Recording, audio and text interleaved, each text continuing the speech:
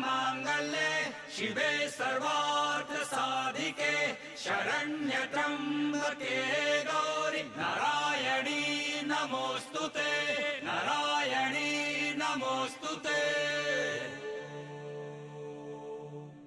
मङ्गलं भगवान् विष्णु मङ्गलं गरुडध्वज मङ्गलं पुण्डरीकाक्षो मङ्गलाय तनोहरि मङ्गलं भगवान् विष्णु मङ्गलं गरुडध्वज मङ्गलं पुण्डरीकाक्षो मङ्गलाय तनोहरि मङ्गलाय तनो